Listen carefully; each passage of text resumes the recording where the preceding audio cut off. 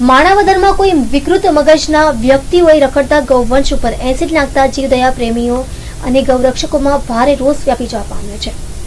માણાવદરમાં છેલ્લા ઘણા સમયથી રખડતી ગાયો અને આખલાઓનો જમાવડો થઈ રહ્યો છે અને તેઓ પોતાની ભૂખ સંતોષવા માટે કચરા પેટી પર પ્લાસ્ટિકના જબલા, કાગળ તેમજ કોહવાઈ ગયેલા કચરા ખાઈ રહ્યા છે।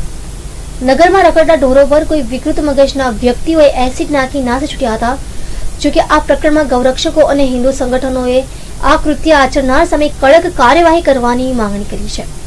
જ્યારે બીજી તરફ કેટલાક નગરજનો હિન્દુત્વનો ઝંડો લઈને ફરતા એવા ગૌરક્ષકો અને કાર્યકરો કચરો ખાઈને ભૂખ સંતોષતા ગાય અને ગૌવંશને પાંજરાપોળ કેમ મોકલતા નથી તેવો પ્રશ્ન પણ ચર્ચાઈ રહ્યો છે। મારું નામ જગતકુમાર વાલજીભાઈ પટેલ, માણાવદર શહેર કોંગ્રેસ પ્રમુખ। અમારા માણાવદરમાં 4 થી 5 જળકૂટ છે। તે કઈ રાતે એવો રોડ ઉપર આટા મારતા હશે ત્યારે કોઈ આવારા તત્વોએ તેની ઉપર એસિડ ફેંકવામાં આવેલું છે। હવે આ એસિડથી જળકૂટની હાલતો એકદમ ખરાબ થઈ ગઈ છે, લોહીલુહાણ હાલતમાં છે। તો પોલીસ ખાતાને વિનંતી કે આવા આવારા તત્વોને પકડી યોગ્ય સજા આપે।